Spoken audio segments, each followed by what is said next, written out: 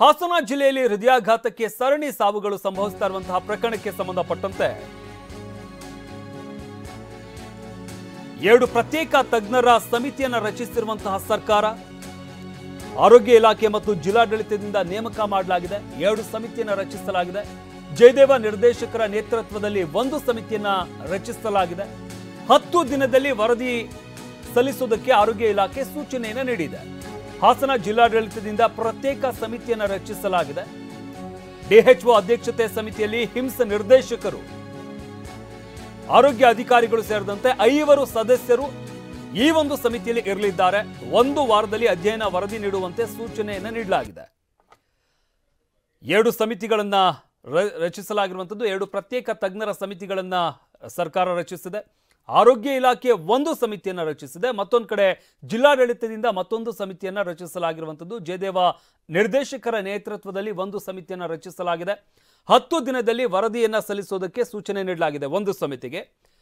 ಮತ್ತೊಂದು ಕಡೆ ಆರೋಗ್ಯ ಇಲಾಖೆ ಸೂಚನೆಯನ್ನು ನೀಡಲಾಗಿರುವಂಥದ್ದು. ಹಾಸನ ಜಿಲ್ಲಾಡಳಿತದಿಂದ ಪ್ರತ್ಯೇಕ ಸಮಿತಿಯನ್ನು ರಚಿಸಲಾಗಿದೆ.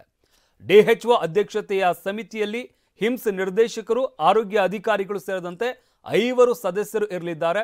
1 ವಾರದಲ್ಲಿ ಈ ಒಂದು ಸಮಿತಿಗೆ ಅಧ್ಯಯನದ ವರದಿಯನ್ನು ನೀಡುವಂತೆ ಸೂಚನೆ ನೀಡಲಾಗಿದೆ. ಹೃದಯಾಘಾತಕ್ಕೆ ಸಂಬಂಧಪಟ್ಟಂತೆ ಜಿಲ್ಲೆಯಲ್ಲಿ ಹೃದಯಾಘಾತ ಸಂಬಂಧಿ ಕಾರಣ ಮರಣ ಹೊಂದುತ್ತಾ ಇದ್ದಾರೆ ಅನ್ನೋದು ಒಂದು ಮಾಹಿತಿ ನಮಗೆ ಕಂಡು ಬರ್ತಾ ಇದೆ. ಅದರಲ್ಲೂ ಚಿಕ್ಕ ವಯಸ್ಸಿನ, ಅಂದರೆ 25 ವರ್ಷ 30 ವರ್ಷನ ಚಿಕ್ಕ ವಯಸ್ಸಿನ ಅವರಿಂದ ಆಗಿದೆ ಅಂತೇಳಿ ಒಂದು ಮಾಹಿತಿ ಬರ್ತಾ ಇದೆ. ಅದು ನಾವು ಮಾಧ್ಯಮದಲ್ಲಿ ನೋಡಿದ್ದು ಅಷ್ಟೇ. ಸೊ ಆ ಮಾಧ್ಯಮದಲ್ಲಿ ನೋಡಿ ನಾವು ಕೂಡಲೇ ನಮ್ಮ ಜಿಲ್ಲಾ ಆಡಳಿತದ ವತಿಯಿಂದ ಜಿಲ್ಲಾ ಆರೋಗ್ಯ ಅಧಿಕಾರಿಯ ಮತ್ತು ಹಿಮ್ಸ್ ಸಿಬ್ಬಂದಿ ಮತ್ತು ಅವರ ಜೊತೆಯಲ್ಲಿ ಸುದೀರ್ಘವಾದ ಒಂದು ಸಭೆಯನ್ನು ನಡೆಸಲಾಯಿತು. ಸೊ ಅಲ್ಲಿ ಚರ್ಚಿಸಿದ ಹಾಗೆ ಮೊದಲನೇದಾಗಿ ಹಾಸನದವರೇ ಅಂತ ಹೇಳಿ ಅದನ್ನು ಒಂದು ಏನದು ಇನ್ ಡಿಟೈಲ್ ಒಂದು ವರದಿಯನ್ನು ಕೊಡಲಿಕ್ಕೆ ನಾವು DH ಅವರಿಗೆ ಹೇಳಿದ್ದೇವೆ.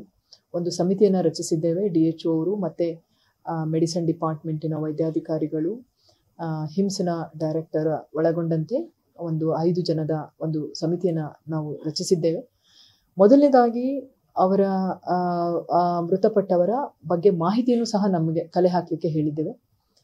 ಜೊತೆಗೆ ಅದಕ್ಕೆ ಕಾರಣಗಳು, ಅವರ ಸಾವಿಗೆ ಕಾರಣಗಳು, ಅದು ಸಾವು ಎಲ್ಲಿ ಉಂಟಾಗಿತ್ತು, ಹೇಗೆ ಉಂಟಾಗಿದೆ, ಕಾರಣಗಳಾಗಿದೆನಾ ಅಥವಾ ಪೋಸ್ಟ್ ಮಾರ್ಟಮ್ ರಿಪೋರ್ಟ್ ಇದೆನಾ, ಮೆಡಿಕಲ್ ಸರ್ಟಿಫಿಕೇಟ್, ಡೆತ್ ಸರ್ಟಿಫಿಕೇಟ್ ಅಲ್ಲಿ ಯಾವ ರೀತಿ ನೀಡಿದ್ದಾರೆ, ಈ ಎಲ್ಲ ವಿಷಯಗಳನ್ನು ತಿಳ್ಕೊಳ್ಳಿಕ್ಕೂ ಹೇಳಿದ್ದೇವೆ.